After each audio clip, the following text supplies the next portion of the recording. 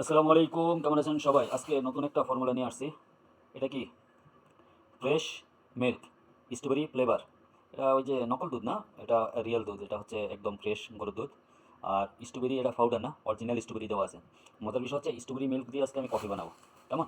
দেখি কেমন হয়, আপনাদেরকে জানাবো। প্রথমত স্ট্রবেরি মিল্কটা ঢেলে নিলাম পলিথিনের মধ্যে। কেমন? পলিথিনের মধ্যে ঢেলে নিলাম, এই যে দেখা যায়।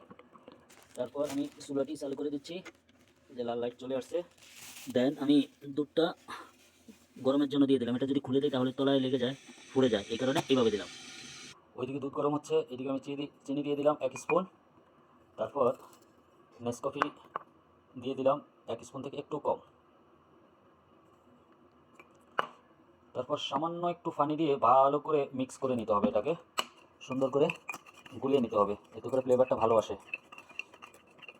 এরপর দুধটা গরম হয়ে গেছে, আমি কভারটা খুললাম, যে পানি উঠছে দেখা যায়। তারপর দুধটা আমি বের করে নিচ্ছি, এই যে বের করে নিয়ে আসছি, দেখা যায়। এবার আমি দুধটা দিয়ে দেবো সেই কফির গ্লাসে। তারপর দেখা যাক। কফির গ্লাসে দুধটা ঢেলে দিচ্ছি। মাশাআল্লাহ মাশাআল্লাহ, আপনারা দেখতে পাচ্ছেন কাপটা ফুলে গেছে। 200 ml গ্লাসটা, কফি কাপটা ফুলে গেছে। আপনারা দেখতে পাচ্ছেন কালারটা কেমন আছে। ওয়াও, হালকা গোলাপি হালকা কফি, সেই রকম একটা কালার আসছে।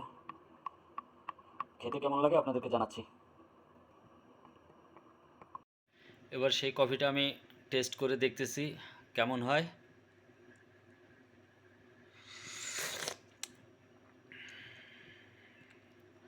মাশাআল্লাহ মাশাআল্লাহ, স্ট্রবেরি আর কফির একটা মিশ্রণে আলাদা একটা ফ্লেভার আসছে।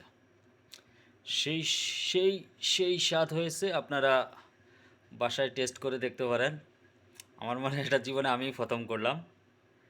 এটা হচ্ছে কফি এবং স্ট্রবেরি মিল্ক দিয়ে একটা মিক্স কফি তৈরি করলাম, স্ট্রবেরি কফি। থ্যাংক ইউ, আসসালামু আলাইকুম।